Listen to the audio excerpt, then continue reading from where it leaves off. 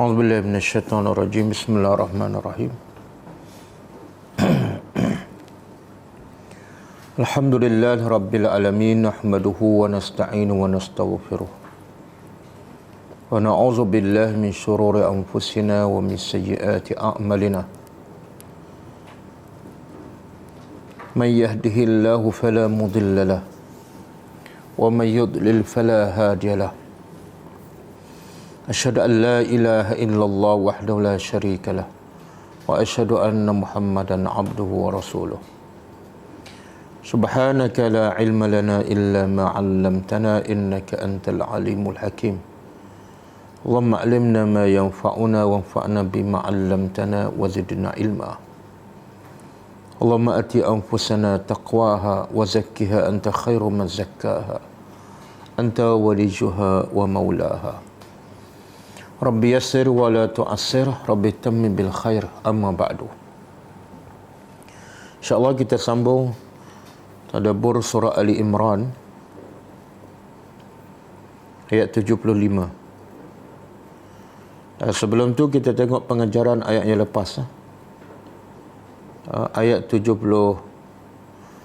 72, 73 dan 74. Tiga ayat ini dirangkumkan sekali dan pengajarannya disekalikan. A'udzubillahi minasyaitonirrajim. Wa qalat ta'ifatun min ahli al-kitab aminu billadzi unzila 'ala alladzina amanu wajhan nahar wakfuru akhirahu la'allahum yarji'un. ولا تؤمنوا إلا لمن تبع دينكم قل إن الهدى هدى الله أن يؤتى أحد مثل ما أوتيتم أو يحاجوكم عند ربكم قل إن الفضل بيد الله يؤتيه من يشاء والله واسع عليم يختص برحمته من يشاء والله ذو الفضل العظيم. Pengajaran daripada tiga ayat ni, pertama,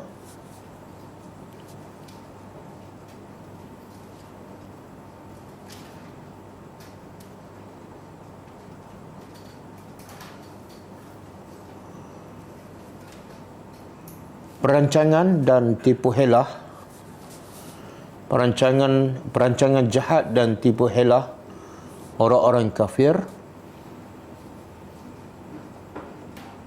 khususnya ahli kitab, terhadap orang-orang Islam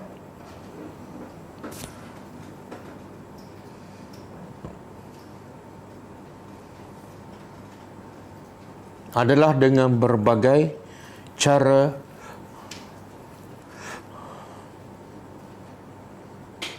dan bentuk.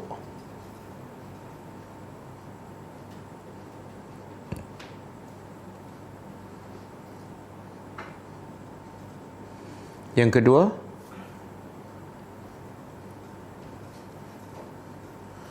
antaranya ialah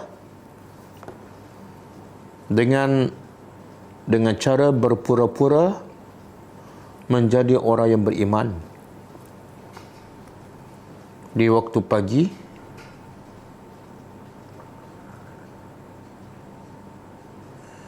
dan kufur di waktu petang.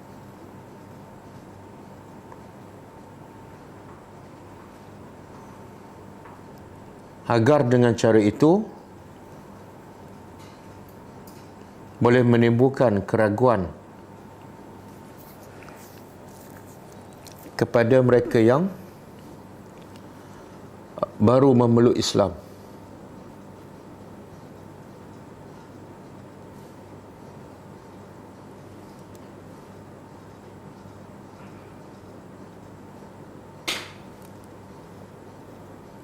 Yang ketiga,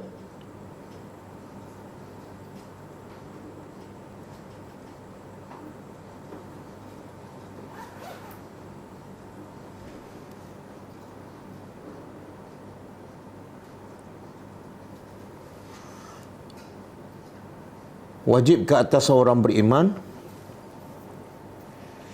berhati-hati walaupun terhadap sesama mereka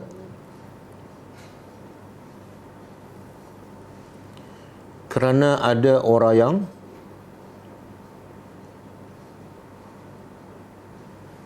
bersifat munafik dalam barisan Islam,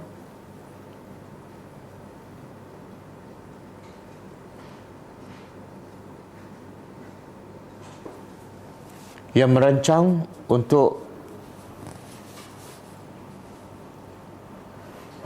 menghancurkan Islam dari dalam.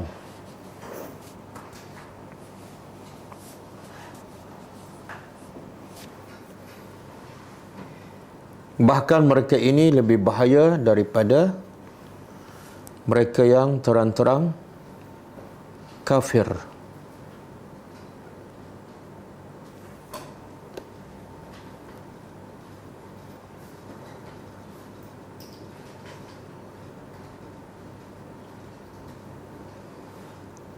Yang keempat,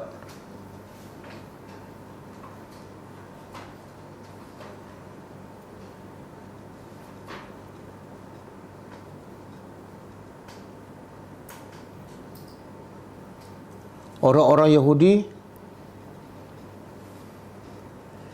fanatik kepada agama mereka yang sesat.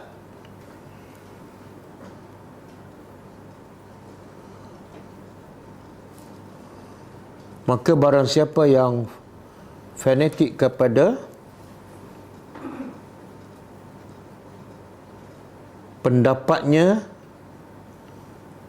yang tidak bersandarkan kepada Al-Quran dan Sunnah, mereka menyerupai Yahudi.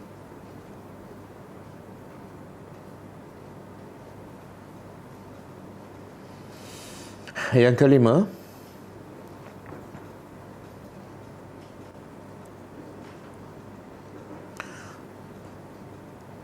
petunjuk yang sebenar-benarnya hanyalah petunjuk daripada Allah. Petunjuk yang sebenar-benarnya hanyalah petunjuk daripada Allah yang bersumberkan Al-Quran dan As-Sunnah.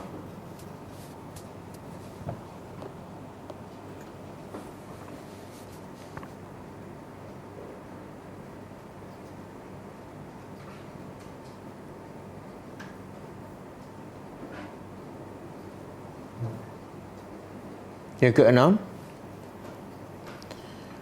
sesiapa yang benar-benar ikhlas beriman kepada Allah dan mentaati perintah Allah dan Rasul,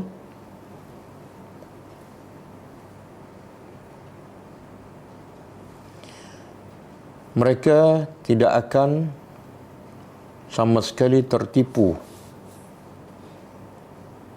dengan perancangan jahat orang-orang kafir.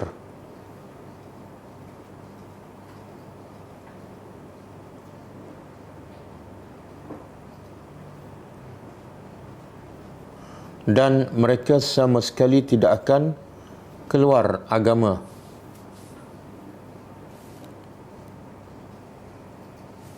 walaupun diseksa atau dibunuh.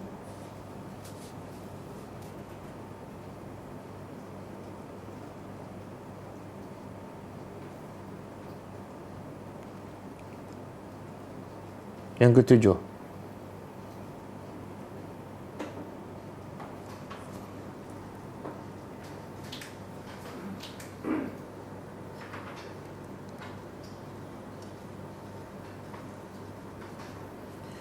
hidayah hanyalah milik Allah.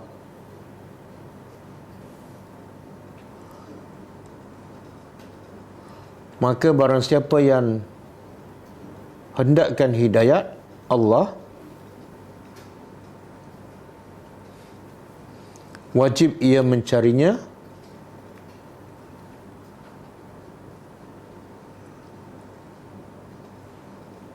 daripada Allah, iaitu melalui Al-Quran dan As-Sunnah.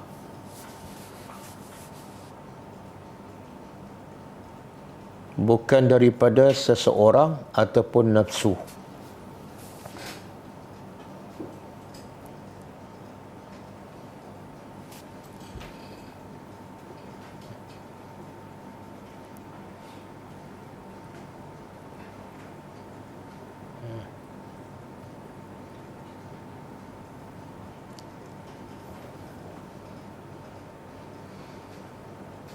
Yang ke-8, semua kelebihan dan kebaikan adalah daripada Allah.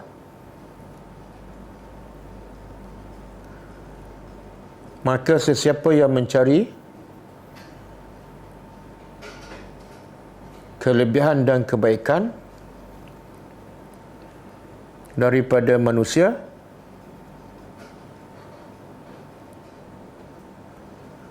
dia tidak akan mendapat sama sekali kelebihan tersebut.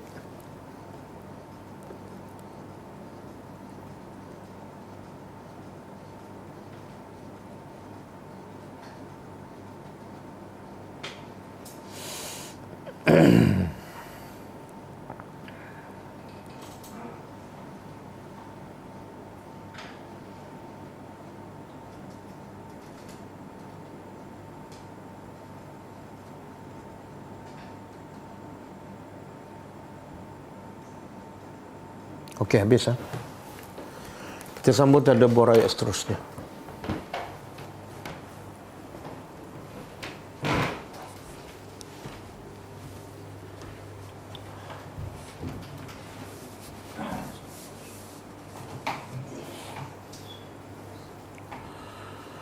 Kaitan ayat malam ni, ayat 75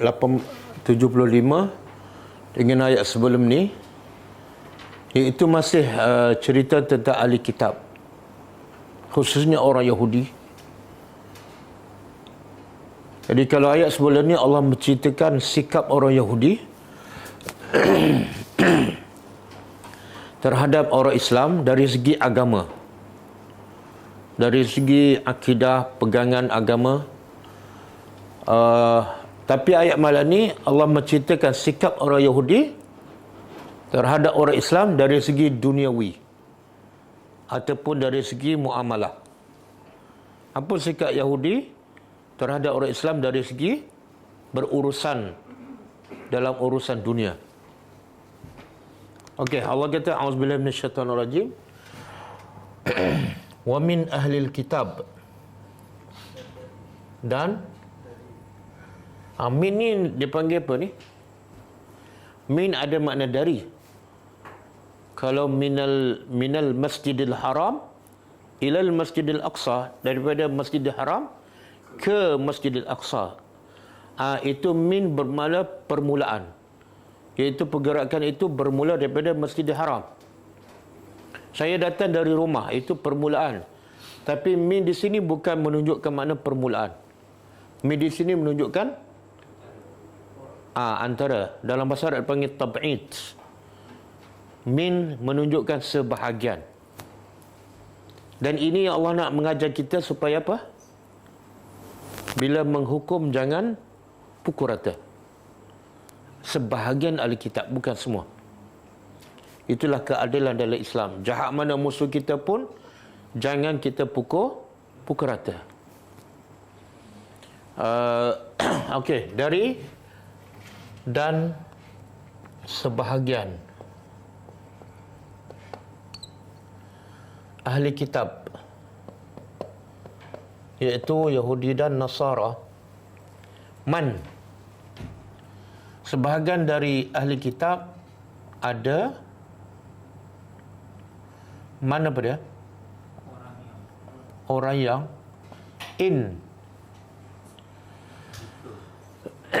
in jika ataupun sekiranya ta'manhu.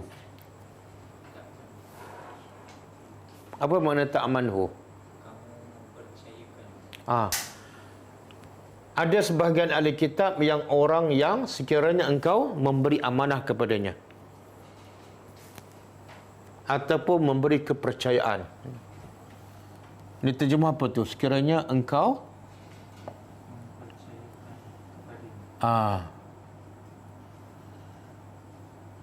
ataupun memberi amanah. Bikintar. Kintar apa makna? Harta yang banyak. Kintar ni, al-kintar, al-malu al-kathir.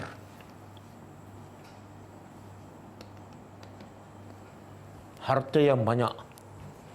Allah sebut dalam surah Ali Imran juga, yang kita dah tadabbur.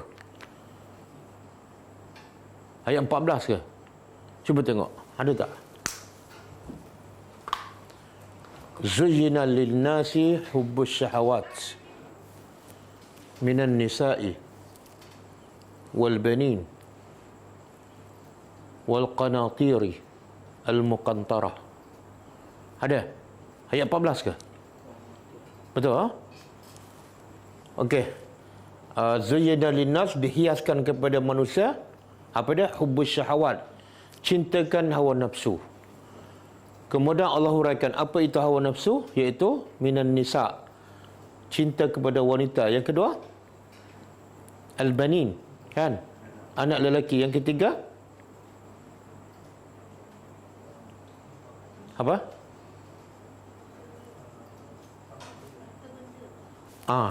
Dalam bahasa Arab apa dia? Al-qanatir. Al-qanatiri al-muqantarah. Apa beza qintar dengan qanatir?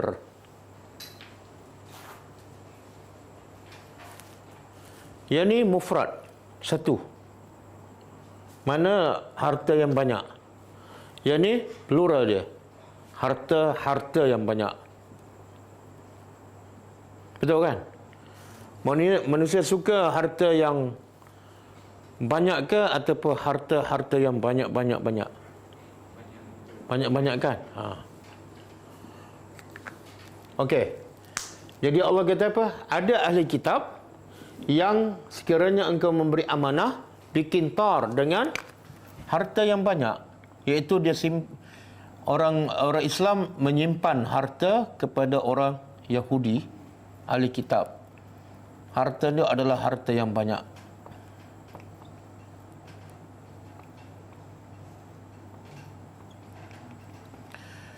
Yu'addihi, dia ni orang Yahudi ataupun ahli kitab, dia akan apa dia? Menunaikannya.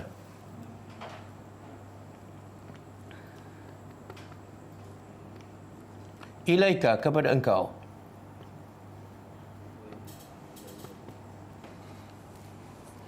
Walaupun banyak dia akan pulangkan sebagaimana sama jumlah yang kita simpan pada mereka.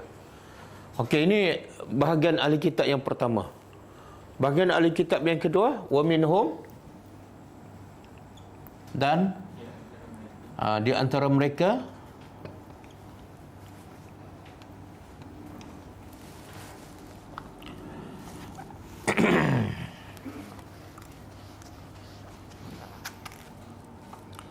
di antara mereka man, orang yang in ta'manhu, sekiranya sama lebih kurang, ta'manhu, engkau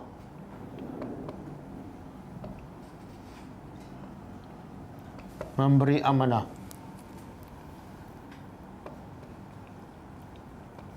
bidinar, dengan 1 dinar. 1 dinar ni makna duit apa? Duit emas. 1 dinar kan? Yang ni kintar, harta yang banyak. Yang ni 1 dinar je. Ini sikap orang Yahudi golongan yang kedua, iaitu engkau simpan pada dia 1 dinar je, bukan banyak pun, 1 dinar. La yu'addihi, dia tidak akan menunaikannya ataupun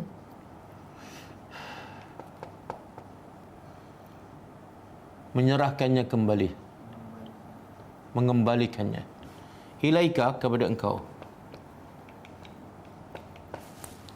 Illa, kecuali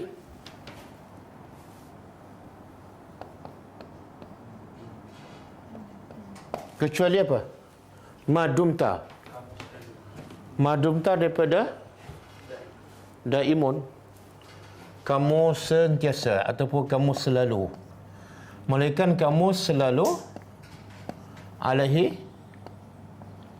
ke atasnya, qaiman. Qaiman tu berdiri.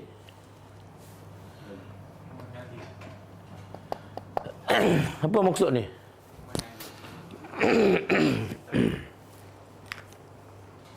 Maknanya ada golongan kedua ialah yang khianat amanah. Bukan banyak pun, 1 dinar je. Bila simpan kat dia 1 dinar, dia takkan pulangkan, kecuali kamu sentiasa, ini sebagai simbolik lah, kata-kata dia apa ni, simbolik. Kecuali kamu duduk berdiri depan dia, minta berkali-kali baru dia bagi. Makna apa? Kalau kamu tak minta, kalau kamu tak berdiri depan dia, dia tak akan bagi, walaupun hanya 1 dinar. Okey. Apa sebab ni? Kenapa ni yang jenis tak bagi ni? Sebabnya mereka Allah beritahu, zalika, demikian itu, bi'annahum, bahawa mereka qalu, mereka berkata, laisa alaina, laisa apa dia? Tidak ada alaina, ke atas kami, fil ummiyyin. Ini ada ya, dua ya kan ni? Kan? Betul? Betul kan? 2 ya kan? Ha? 2 ya lah. Ummiyina, tidak ada ke atas kami pada ummiyin. Siapa? Siapa orang buta huruf? Ummiyin daripada al-ummiyu. Kalau seorang al-ummiyu, al-ummiyu. Kalau ramai, ummiyina. Siapa ni? Ya? Orang-orang yang buta huruf. Ada 2 pendapat. Pertama, orang Arab. Orang Arab Mekah. Ada dalil tak? Ada. Buka surah Al-Jum'ah. Surah Al-Jum'ah ayat yang kedua.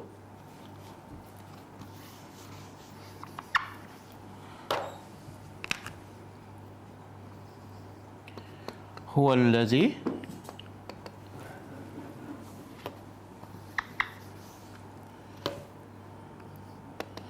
huwallazi ba'asa fil ummiyina rasulan minhum yatlu alaihim ayatihi wa yuzakkihim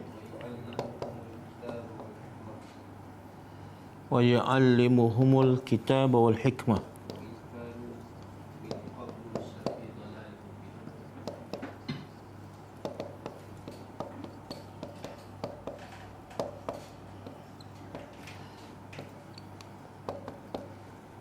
Atau min qablu lafi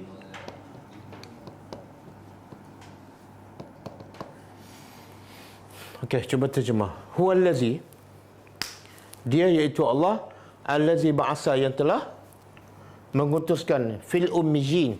Ini Allah yang telah mengutuskan kepada golongan ummiyin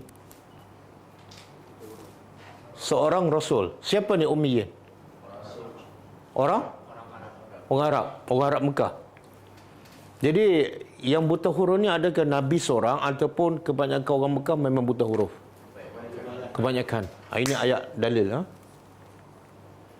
Kenapa mereka buta huruf?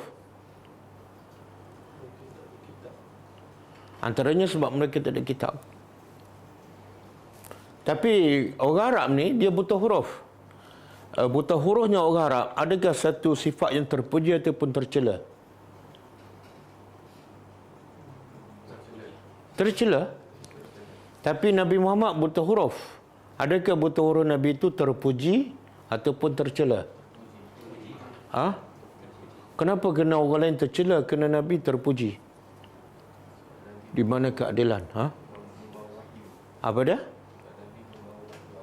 Sebab hikmah Nabi, Allah sengaja jadikan Nabi buta huruf sebab sebagai bukti yang wahyu turun kepada Nabi betul-betul ori daripada Allah, tak bercampur dengan yang lain, sebab Nabi tak boleh membaca. Kalau Nabi boleh baca, agak-agak orang Mekah terima tak Al-Quran? Tak. Yang Nabi buta huruf, mereka tahu Nabi buta huruf pun dia masih tuduh Nabi mendapat maklumat daripada kitab lain, padahal Nabi tak boleh membaca. Okey? Jadi Allah mengutuskan di kalangan mereka yang buta huruf seorang rasul minhum, daripada kalangan mereka sendiri. Apa tugas rasul ni? Membaca ke atas mereka ayati, baca. Tak cukup baca. Tak cukup baca. Wa yuzakkihim, dan dengan ayat Quran itu Nabi mensucikan mereka. Sucikan daripada apa? Pegangan yang sesat, syirik, kufur. Dan cara nak menyucikan apa dah? Wa yu'allimuhumul kitab, mengajar. Jadi tak cukup baca. Ada satu lagi, yu'allim, proses mengajar bagi mereka faham ayat Quran. Dan kemuncaknya, bersihlah hati mereka daripada sifat tercela. Dan silibusnya apa? Al-Quran dan Al-Hikmah, As-Sunnah. Dan bukti Allah beritahu setelah diajar Quran dan Sunnah, mereka dapat hidayat. Wa in kanu, sesungguhnya mereka ni sebelum diturunkan Al-Quran dan diutuskan Rasul, sebelum tu mereka lafi dhalalim mubin, sesat yang nyata. Jadi yang boleh menghilangkan sesat yang nyata manusia apa dia? Quran je. Quran dengan Sunnah kan. Sebab itulah semakin masyarakat kita belajar sampai tahap PhD, tapi sesat juga. Sebab apa? Sebab sumbernya, silibusnya bukan Quran dan Sunnah. Kadang-kadang lagi tinggi belajar, lagi dia menentang Quran dan Sunnah. Betul kan? Okey. Jadi ummiyin yang pertama, maksud pertama ialah orang Arab. Sabilun, jalan. Pendapat yang kedua, ummiyin yang kedua ialah orang Yahudi berkata ummiyin ialah orang yang selain daripada ahli kitab. Makna bukan khusus orang Arab. Semua bangsa selain daripada ahli kitab, ummiyin. Boleh faham? Okey, apa maksud ayat ni? Ni, golongan yang tak amanah, ahli kitab ataupun Yahudi yang tidak amanah. Simpan satu dinar pun dia tak akan pulang balik, kecuali berdiri depan dia minta berkali-kali. Sebab apa? Sebab pegangan mereka ni, iaitu mereka kata tidak ada ke atas kami di kalangan orang-orang Arab ni, ummiyin, jalan. Apa maksud jalan? Iaitu mereka tidak ada hak untuk mencela kami bila kami tak pulangkan duit mereka. Sebab apa? Sebab kami ni bangsa yang mulia, Sya'bullahil Mukhtar. Bila kami bangsa yang mulia dan Arab ni bangsa yang hina, kami ada hak nak buat apa saja pada harta mereka. Boleh faham? Dia panggil apa tu? Dasar apa tu? Oh, dasar Yahudi lah. Ha? Dan ada juga riwayat mengatakan Yahudi pernah ada perjanjian dengan orang Arab di Madinah. Ada simpan duit apa semua. Bila orang Arab di Madinah memeluk Islam, dia kata kami tak akan pulangkan duit kamu. Sebab apa? Sebab kamu keluar daripada agama asal kamu dan masuk pada Islam. Kami tak akan pulangkan. Bila kamu keluar daripada agama asal, kamu dah murtad dan tak layak dapat balik duit tu. Boleh faham?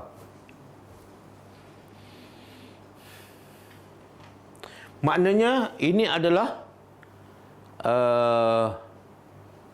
hanya sekadar kata-kata mereka ataupun ini pegangan akidah mereka. Ha? Pegangan akidah ni. Sebab mereka kata mereka adalah bangsa yang terpilih. Orang Arab ni bangsa yang hina, second class kan. Jadi kamu jangan tuntut. Tapi kita tahu tak, Ummiyin ni juga Allah gelarkan kepada ahli kitab. Yang ni kepada orang Arab. Tapi ada dalam Quran, Allah gelarkan Ummiyin juga kepada ahli kitab. Tahu tak? Dalam surah apa, ayat apa?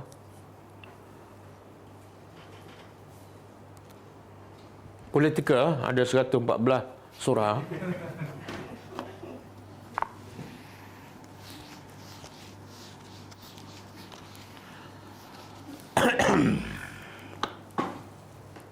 Okey, saya beritahu surah Baqarah.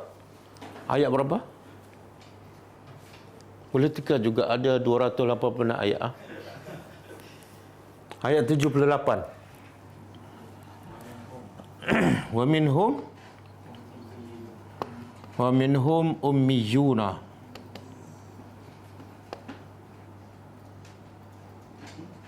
Apa dia? La ya'lamunal kitab illa amaniya wa in hum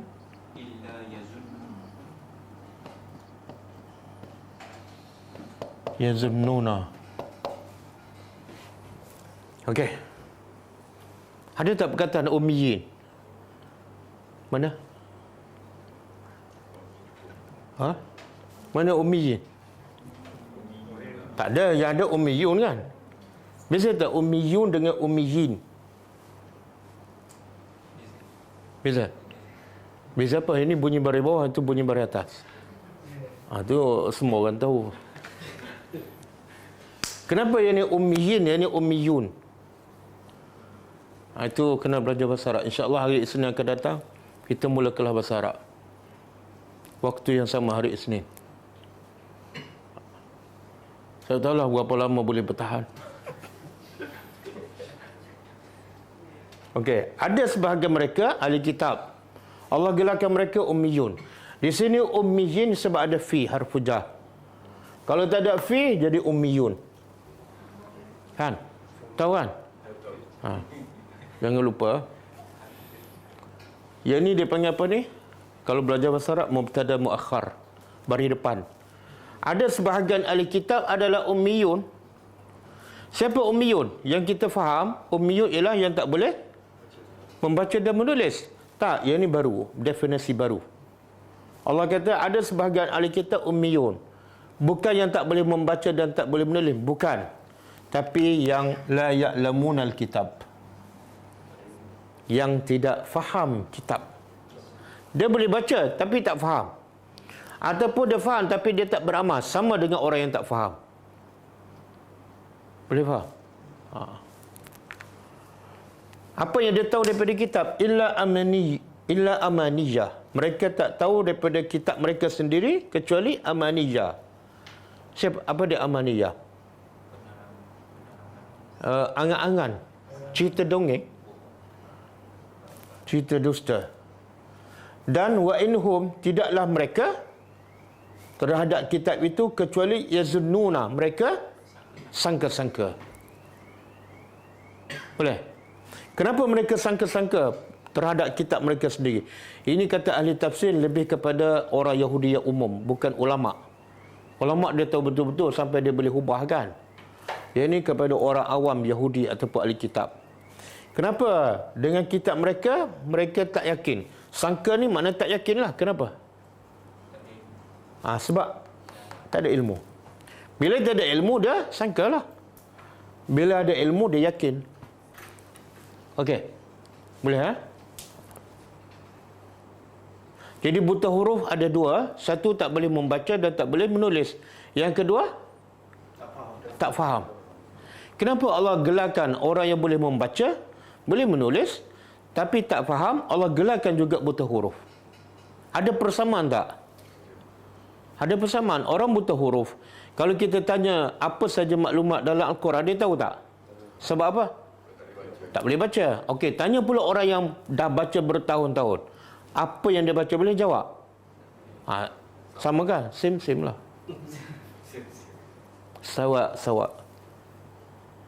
Okey, jadi mereka kata golongan Arab ni golongan buta huruf, kami golongan mulia. Tapi Allah juga sifatkan mereka ummiyun.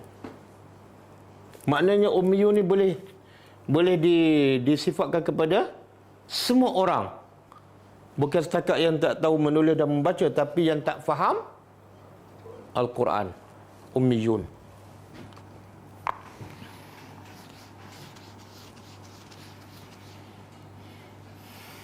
Okey, boleh faham? Jadi sabil di sini kami tidak ada jalan untuk mencela kami bila kami tak pulangkan duit tu. Tak ada jalan. Maka itu hak kami untuk tidak memulangkan. Okey. Kemudian wayaquluna, dan mereka berkata Allah, ke atas Allah, al-kazib, pembohongan ataupun pendustaan. Wahum ya'lamun, padahal ataupun dalam keadaan mereka mengetahui. Apa yang mereka berkata kepada Allah? Pembohongan. Pembohongan apa ni? Apa pembohongan tu? Iaitu bila kami tak pulangkan duit ataupun harta kepada orang Arab ni, itu adalah akidah kami. Itu adalah undang-undang daripada Allah. Mereka sandarkan pendapat itu, pegangan itu kepada Allah. Itu dia panggil pendustaan. Sedangkan Allah kata setiap hak orang kena pulangkan walaupun dia musuh kamu. Yang ni Allah yang ada dua. Jadi sekarang Allah nak beritahu apa ni? Orang Yahudi ada dua jenis. Pertama, amanah. Walaupun harta banyak kentar, dia akan pulangkan. Ada ahli tafsir mengatakan yang amanah ni siapa? Yang Yahudi masuk Islam, seperti Abdullah bin Salam. Simpanlah 1 juta ke, dia akan pulang balik 1 juta. Faham? Ada pendapat mengatakan ahli kitab ni, yang amanah ni bukan yang masuk Islam, yang masih Yahudi. Contoh Nabi, bila Nabi wafat, ada tak harta Nabi yang digadai pada orang Yahudi? Ada kan? Apa dia? Baju besi. Makna orang Yahudi tu amanah tak? Yahudi ni musuh Islam, yang Nabi simpan pula apa dia? Bukan beras, baju besi. Baju besi Nabi guna untuk apa? Berperang dengan orang Yahudi. Tapi orang Yahudi tu tetap simpan amanah tu. Makna Yahudi di sini juga ada pendapat mengatakan Yahudi yang belum masuk Islam tapi sifat amanah. Boleh faham? Inilah keadilan. Walaupun musuh kita, kalau dia amanah, kita kena puji. Dan walaupun dia orang Islam, kalau tak amanah, khianat amanah, kita kena buat laporan polis. Walaupun yang biasa yang disiasat ialah orang yang melaporkan.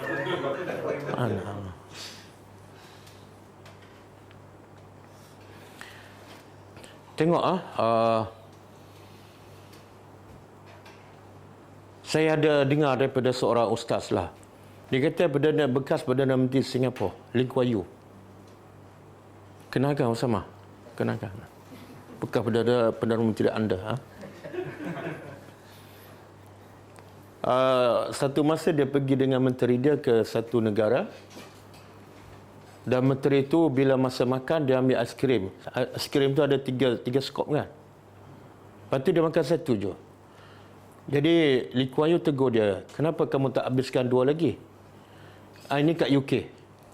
Dia kata sebab kalau kat situ nak beli mesti dapat 3. Saya boleh makan satu je. Maka Lee Kuan Yew tegur, sebelum kamu beli, kamu tengok dulu. 3 ke 1? Kalau 3, kamu fikir boleh habis tak? Kalau tak boleh habis, jangan beli. Sebab ini harta rakyat. Siapa cakap? Yahudi ke Melayu? Orang kafir. Dan satu masa dia ceritakan, dia bawa menteri dia pergi satu persidangan. Dia bagi tahu kepada menteri, makan minum kamu tangguh sendiri. Ini harta rakyat. Kamu pergi untuk bersidang je. No Muslim tu. Jadi kalau, dan kita biasa dengar contoh daripada pemimpin Islam macam Umar bin Abdul Aziz kan, bila dia nak berbincang masalah rakyat, dia guna lilin harta kerajaan. Bila anak dia bertanya masalah, dia tanya, kamu nak bincang ni masalah keluarga ke masalah rakyat? Masalah keluarga. Dia padam lilin yang harta kerajaan, dia buka lilin daripada duit poket dia sendiri. Itu pemimpin Islam kan. Nanti kita kata itu Umar bin Abdul Aziz. Sebab tu sebagai contoh Lee Kuan Yew.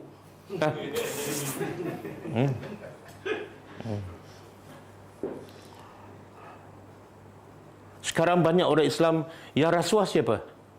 Kalau negara kita. Orang Islam. Kan?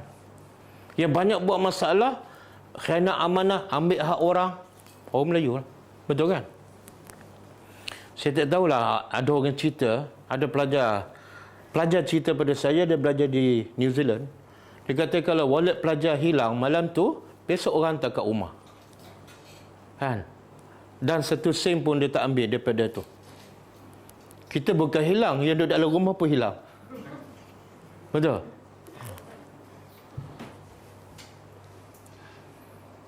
Jadi Allah mengajar, Quran mengajar kita supaya berlaku adil walaupun kepada musuh. Cuba buka surah Al-Ma'idah. Wala yajrimannakum. Ayat berapa? Ustaz Usama. Wala yajrimannakum syana'anu qaumin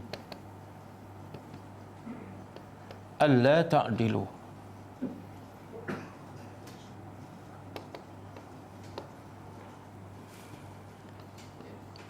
I'dilu. Ayat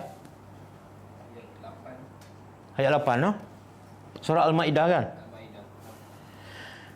I'dilu huwa aqrabu littaqwa.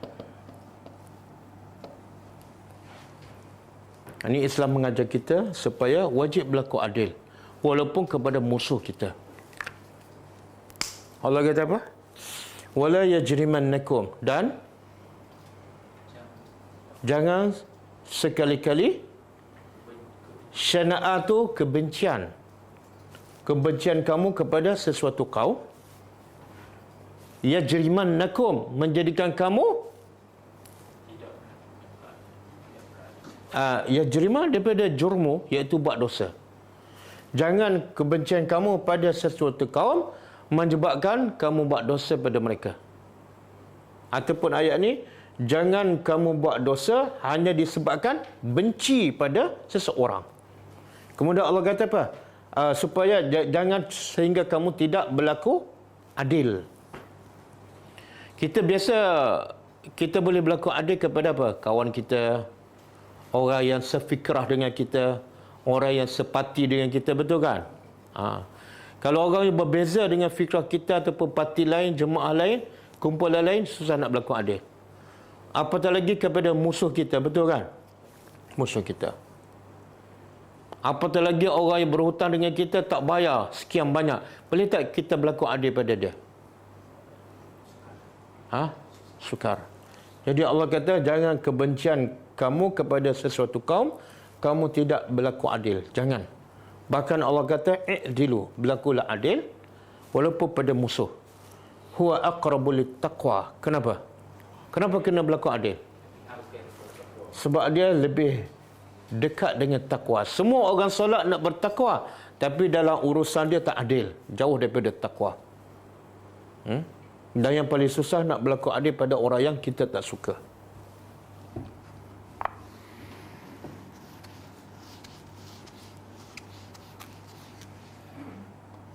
Okey. Hujung tu Allah kata apa? Wahum ya'lamun. Kenapa Allah sebut? Mereka mengatakan perkataan dusta kepada Allah. Apa dia? Iaitu kami buat ni sebab ini adalah syariat Allah yang suruh. Padahal itu adalah rekaan mereka. Kan? Dan Allah sebut dalam keadaan mereka tahu. Apa yang mereka tahu? Yang mereka buat tu adalah dusta semata-mata. Kenapa Allah sebut? Allah nak beritahu kalau dia buat jahat, dalam keadaan dia tahu benda tu jahat, dosa lagi besar dibanding dengan dia buat jahat dalam keadaan dia tak tahu. Kan? Okey, kemudian Allah kata apa? Bala. Bala pada? Bahkan. Man aufa. Siapa yang menepati bi'ahdihi, dengan janjinya,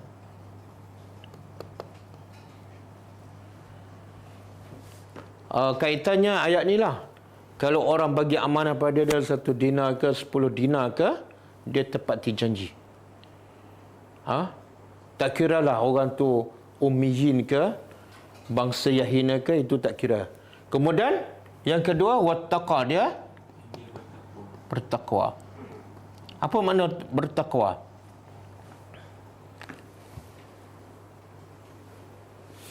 Dia takwa ni antara definisi ulama, at-taqwa ta'malu fi ta'atillah ala nurin minallah tarju sawabahu.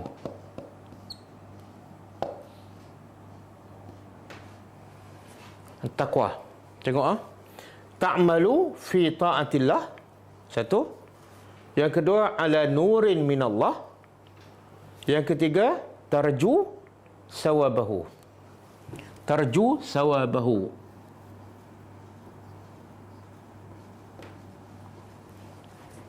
Okey, apa makna?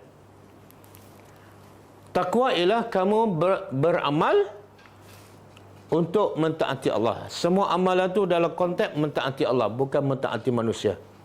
Apa-apa saja amalan. Yang kedua, amalan tu berdasarkan apa? Ala nurin min Allah. Berdasarkan cahaya daripada Allah, iaitu ilmu. Yang ketiga, kamu beramal tu terju, mengharapkan sawabahu, ganjaran pahala Allah. Itu takwa. Saya ulang, takwa ialah beramal dalam mentaati semua perintah Allah. Yang kedua, berdasarkan iaitu ilmu, bukan berdasarkan kejahilan. Yang ketiga, mengharapkan ganjaran pahala. Itulah takwa. Jadi takwa mesti ada 3 unsur.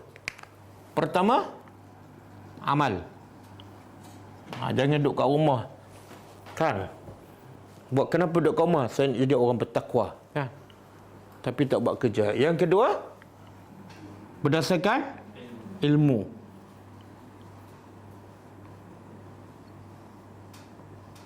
Yang ketiga, dipanggil apa ni?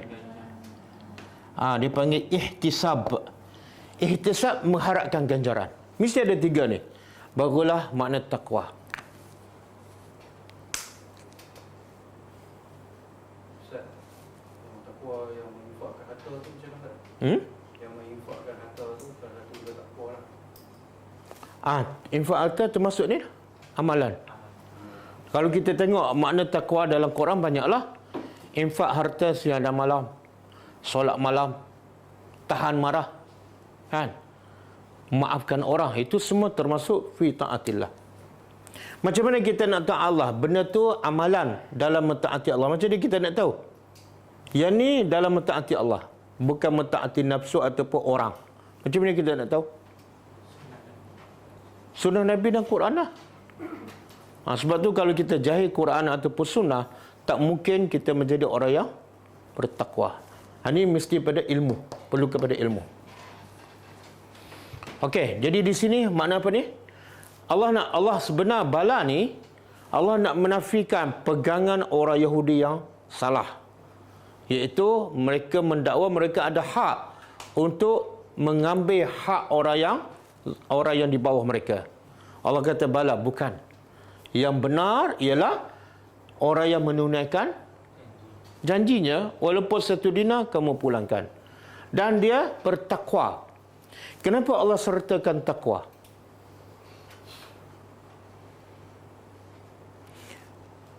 Antara sebabnya, yang mendorong untuk orang menunaikan janji yang diberi kepadanya ialah takwa. Dan antara sebab orang khianat janji, tak tunai janji sebab tidak ada takwa. Takwa adalah pendorong. Kan, kadang-kadang 10 juta habis lesap, kan? Sebab apa? Tak ada takwa.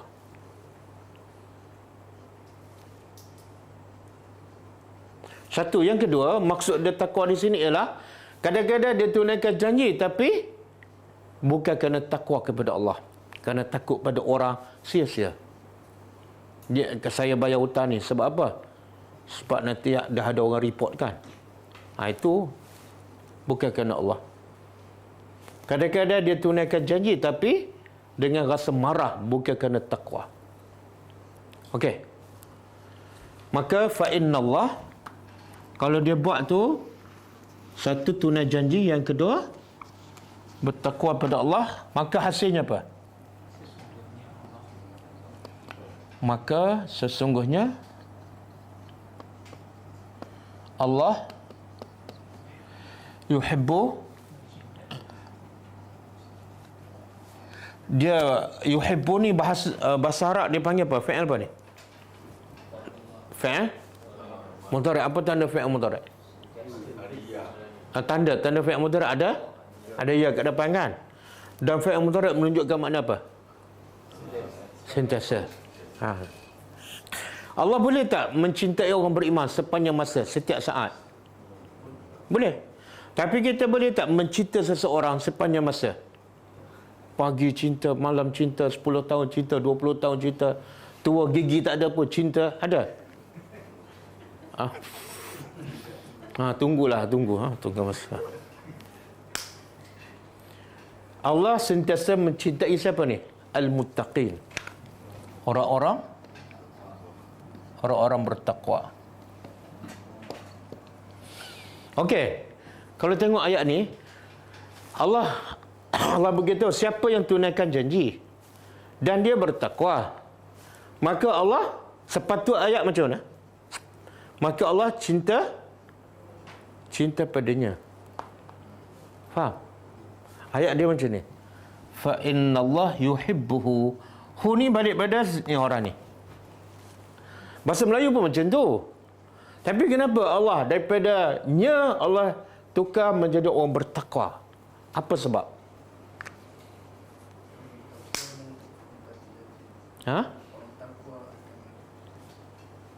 Tak, kalau Allah kata yuhibbuhu, Allah cinta padanya, maka kita pun tanya, kenapa Allah cinta pada dia? Kena soal pula. Lepas tu kena cek pula.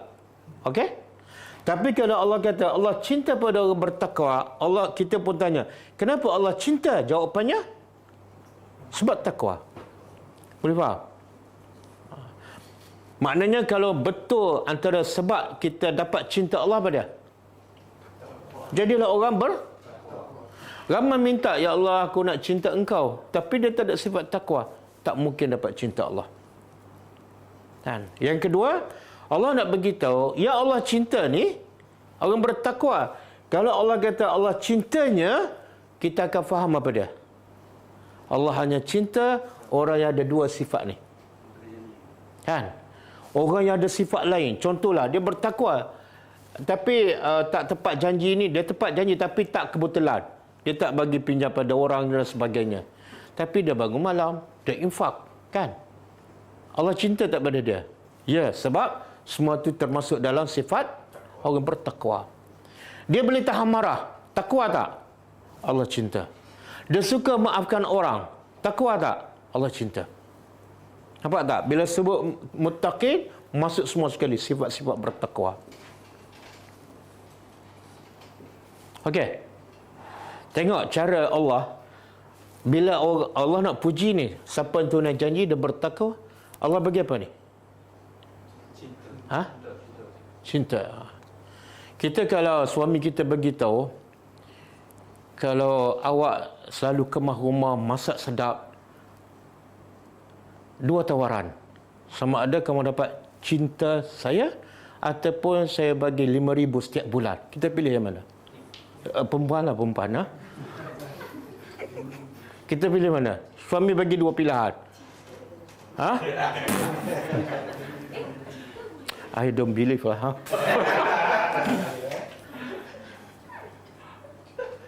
Betul kan?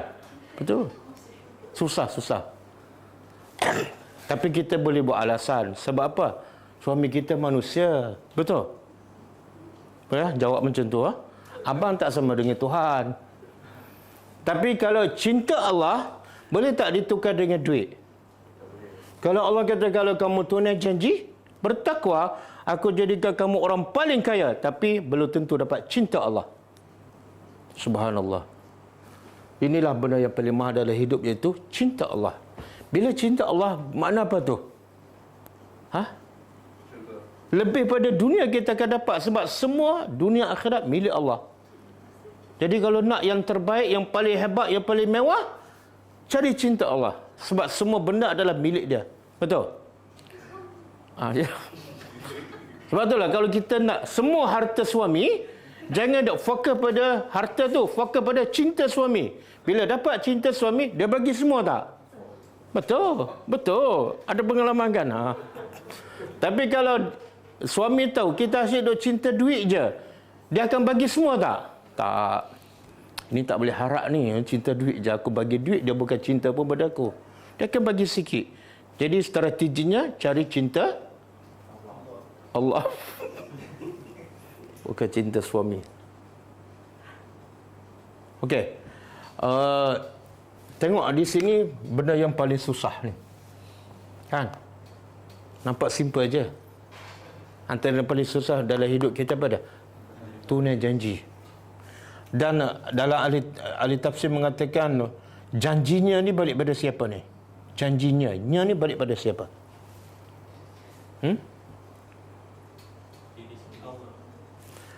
Dia menunaikan janjinya satu dengan Allah. Hu ni balik pada Allah. Yang kedua, hu ni balik pada orang. Dia tunai janjinya dengan manusia. Janji ada dua. Kan? Janji ada dua. Kadang-kadang dia dengan manusia okey, tapi dengan Allah KO. Kan? Tepat janji pukul 8 pergi kerja pukul 5, tapi dengan Tuhan solat subuh pukul 8. Solat Isya dekat subuh kan? Okey ke? Macam orang kafir kan, kadang-kadang amanah. Kadang-kadang amanah, tapi dengan Tuhan habis. Dia orang beriman kena dua. Satu, janji kita dengan Allah tepat. Solat tepat pada waktu, awal waktu. Yang kedua, janji kita dengan manusia, dengan suami, dengan anak, dengan isteri, dengan kawan-kawan, dengan kawan sepejabat dan sebagainya. Okey. Boleh ha? Saya nak sebut ciri antara Allah sebut sifat orang bertakwa. Cuba buka surah Al-Baqarah ayat 177.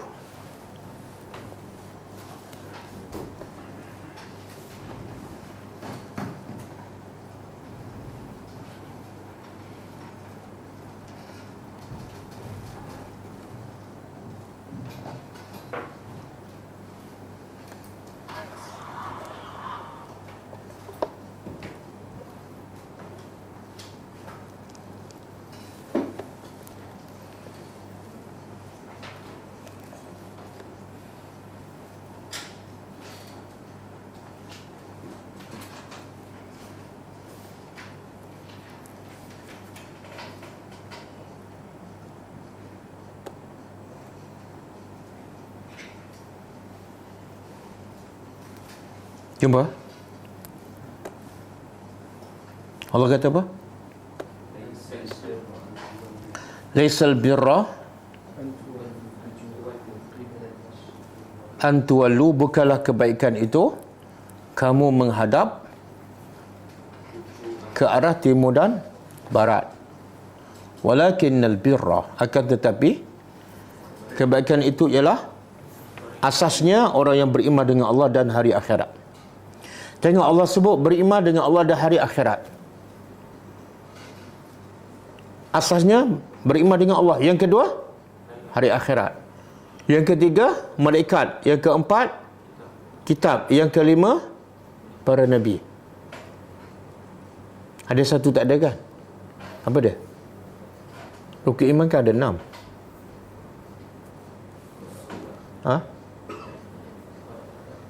Beriman dengan qada dan qadar.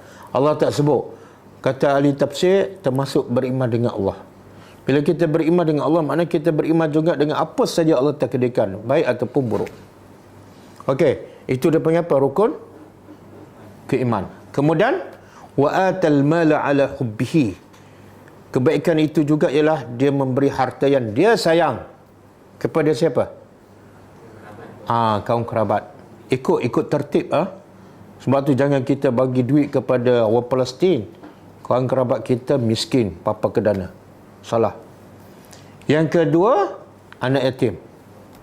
Kalau anak yatim daripada kerabat kita, dapat 2 pahala. Satu yatim, yang kedua kaum kerabat.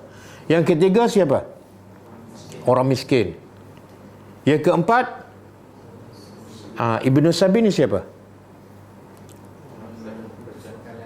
Orang yang musafir dan terputus bekalan, walaupun orang kaya. Kena rompak tengah jalan kat kredit habis tak ada, bagilah. Kemudian wasaili, dan orang yang meminta. Orang yang meminta. Wa fir riqab, dan orang yang hamba. Ini tak ada lah, merdeka ke hamba. Hamba sekarang tak ada. Ini bukan pembantu rumah. Jangan balik rumah merdeka ke pembantu rumah. Apa ni? Ini dipanggil apa ni? Bagi harta yang kita sayang kepada orang tertentu. Dia panggil apa ni? Apa dia? Kalau yang tadi rukun iman, yang ni apa ni?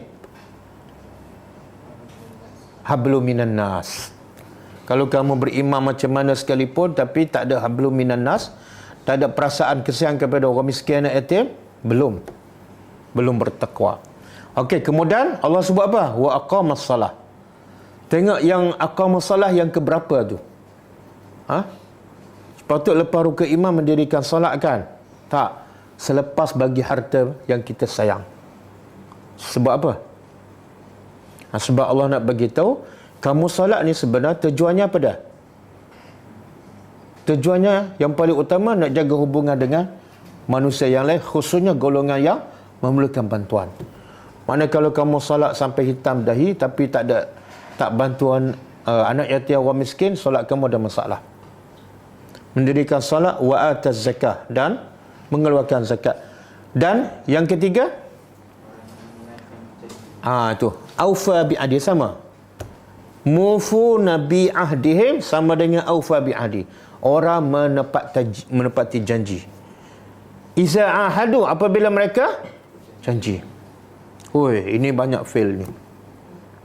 Orang Islam, termasuklah ustaz-ustaz, ulama kan, cakap lain buat lain.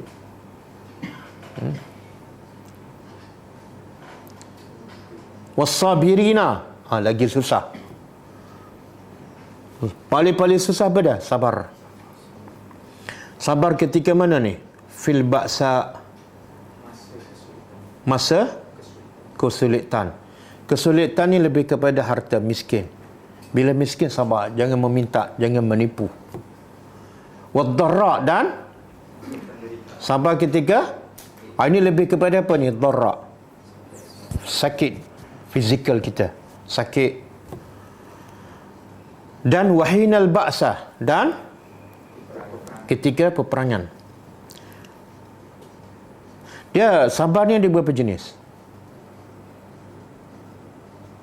Ada berapa jenis? Ha?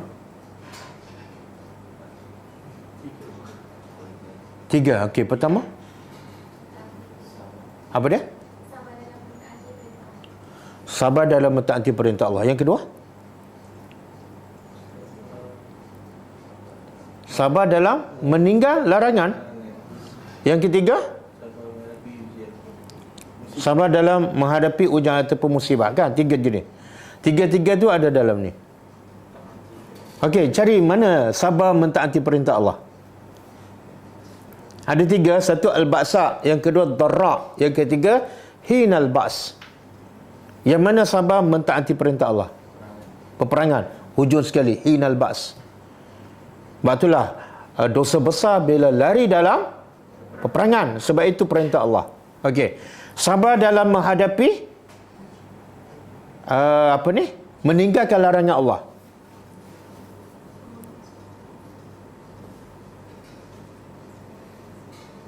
Al-ba'sa, ketika miskin. Apa larangan Allah? Biasa orang miskin ni, biasa kalau dah miskin sangat dia buat apa? Mencuri, menipu kan. Saya rumah tak bayar sewa, anak ada 5 orang, tak cukup susu kan. Macam-macam dia cerita. Padahal dia tak kahwin pun.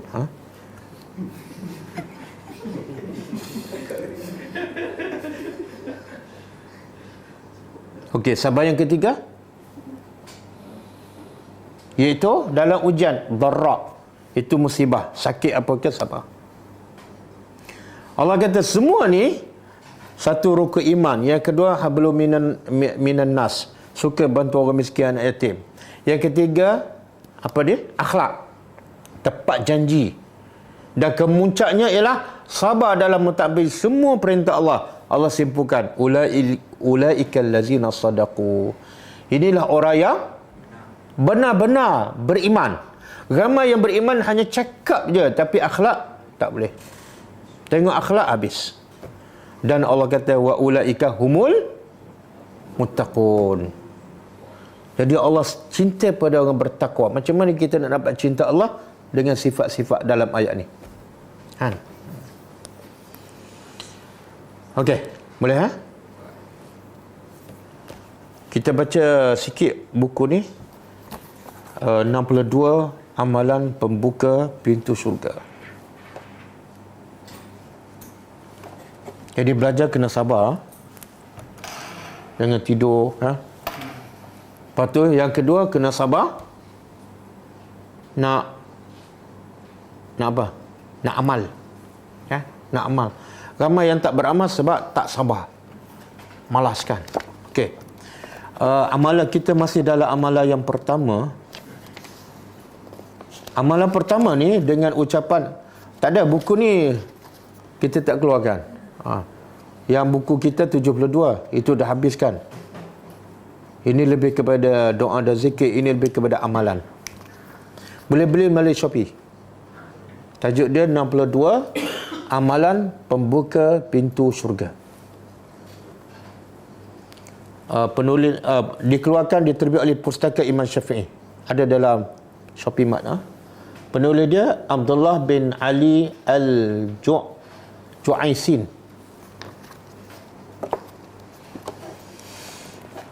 Okey, saya nak terus pergi ke amalan yang kedua. Amalan pertama, mengucap 2 kalimah syahadat. Bila mati mengucap 2 kalimah syahadat, masuk syurga. Amalan yang kedua, beriman dan konsisten dalam melaksanakan ketaatan serta menjauhi maksiat. Apa dia? Beriman, kemudian istiqamah. Nak beriman, nak beramal, susah. Tapi lagi susah ialah nak istiqamah.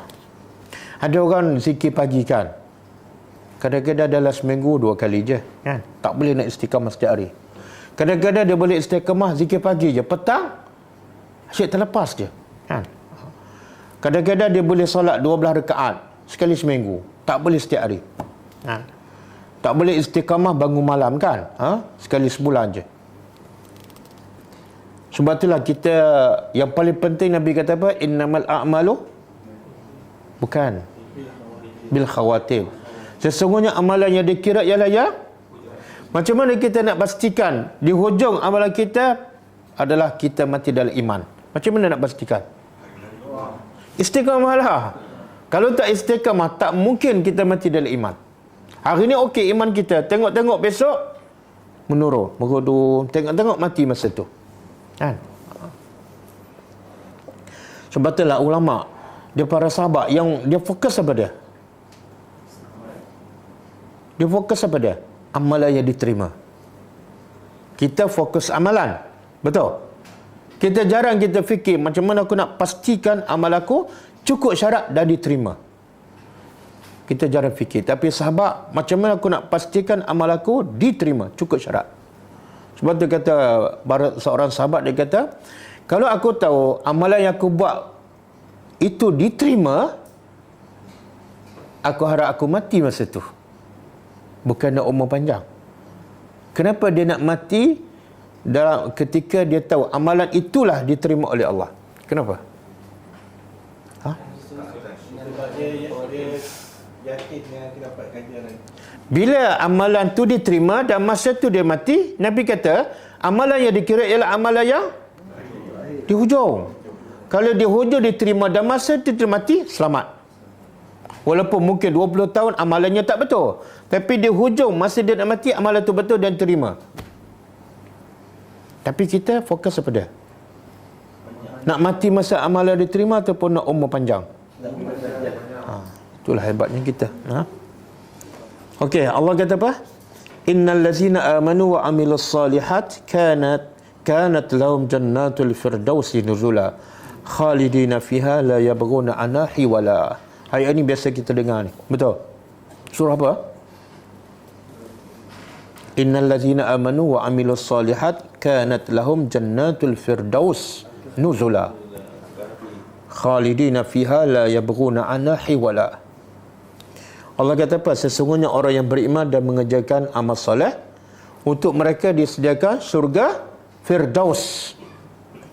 Allah sebut surga Firdaus sebagai tempat tinggal, dan mereka kekal dalamnya, mereka tidak akan pindah. Mereka tidak ingin pindah. Kenapa tak nak pindah? Kita kat dunia suka duduk satu tempat je ataupun suka pindah? Kenapa suka pindah?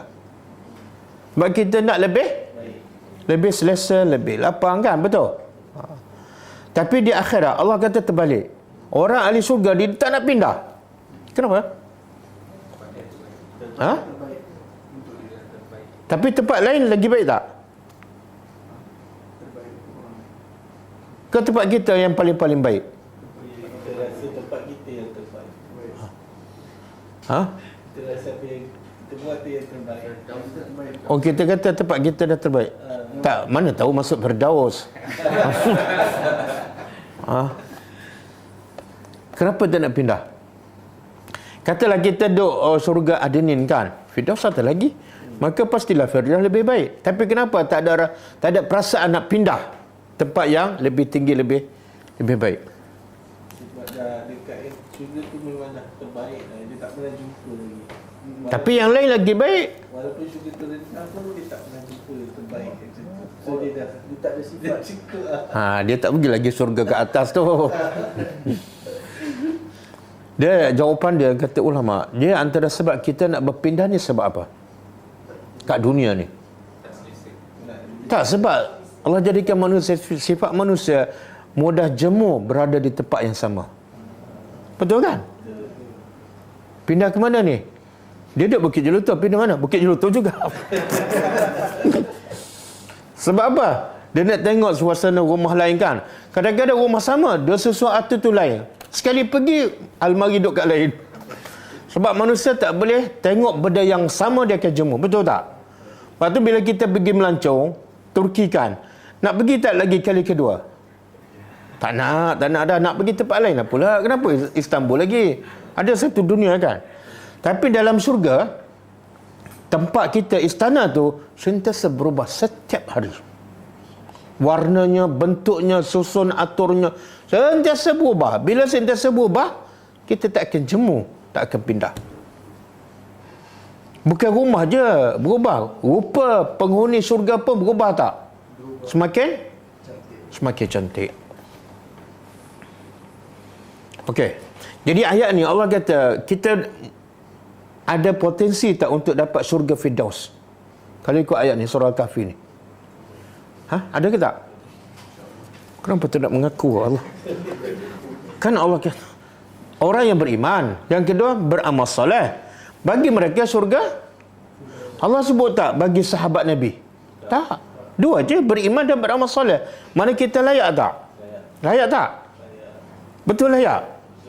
Kalau layak, kenapa tak baca sikit, aku tak layak masuk syurgamu? Syurga Firdaus memang layak lah.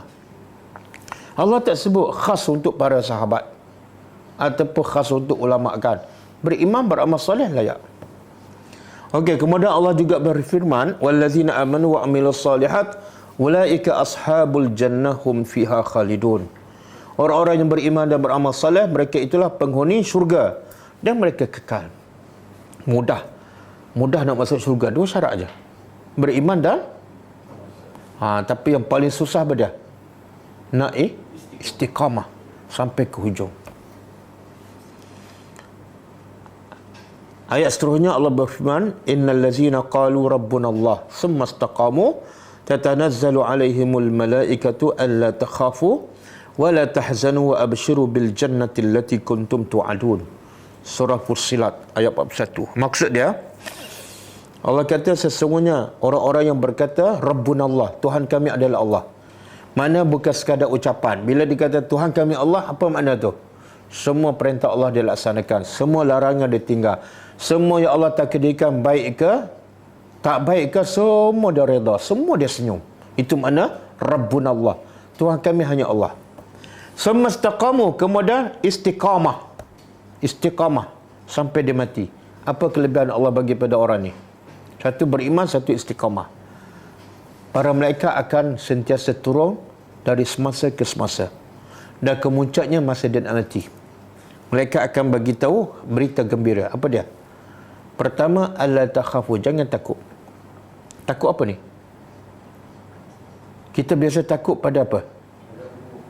Azab kubur. Malaikat kata jangan takut. Takut apa lagi? Pada mahsyar, jangan takut. Takut apa lagi? Tiap-tiap sirat, jangan takut. Percaya tak kalau malaikat cakap tu? Percaya. Kalau saya percaya, kalau saya cakap tak berapa percaya kan? Okeylah, tak ada masalah. Yang kedua, wala tahzanu, jangan kamu sedih. Apa sedih ni beza dengan takut apa dia? Kalau takut akan datang, kalau sedih kita kalau nak mati, apa yang kita sedih? Apa yang kita sedih? Anak-anak kita mungkin bergaduh ke, mungkin tak solat kan. Lepas tu mungkin apa lagi? Mungkin kalau isteri kita kahwin lain, kalau suami kahwin lain kan. Sedih ke? Ke tak sedih lah? Mesti suami dah tua tu. Jangan sedih. Kemudian kemuncak apa dia? Wa abshiru bil jannah. Malaikat kata bergembiralah, kamu ahli syurga. Yang dulu kamu dijanjikan oleh Allah. Bila malaikat cakap ni? Masa nak mati. Jadi nak dapat tiga berita gembira. Jangan takut, jangan sedih, dan kita ahli syurga. Berapa syarat? Dua aja. Beriman dan istiqamah. Yang paling susah nak istiqamah. Saya ingat daripada satu hadis kan, Ummu Habibah dia meriwayatkan hadis, iaitu Nabi kata siapa yang solat sunat 12 rakaat setiap hari, Allah akan bina untuknya sebuah istana di syurga. Makna setiap hari dapat satu istana di syurga. Ustaz, kenapa banyak sangat? Saya satu pun okey dah. Alah, ambil je lah. Kamu ingat istana di syurga macam rumah kamu ke?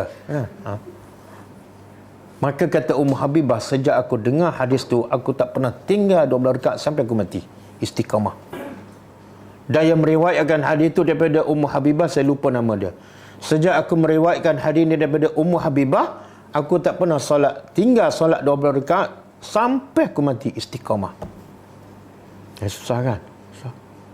4 rakaat sebelum zuhur kan, biasa terbabas kan. 2 rakaat selepas zuhur. Okey lagi lah. Yang biasa terbabah 4 rakaat sebelum zuhur. Lepas tu dia campur pula 4 rakaat sebelum zuhur, 4 rakaat zuhur, 8. Lepas tu 2 lagi. Berkira sangat. Orang nak bagi syurga berkira.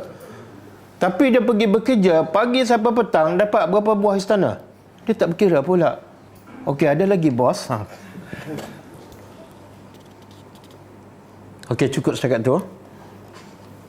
Kita berhenti muka surat 12. InsyaAllah kita jumpa lagi malam besok. Dan saya umumkan sekali lagi, insyaAllah mulai Isnin depan malam kita akan buat kelas bahasa Arab secara online. Jadi siapa nak belajar silakan. Dan siapa nak berhenti tak payah beritahu saya. Okey, kita tutup dengan membaca tasbih kafarah. Subhanakallahumma wa bihamdika asyhadu an la ilaha illa anta astaghfiruka wa atubu ilaik. Assalamualaikum warahmatullahi wabarakatuh. كتاب الله ترق جنانا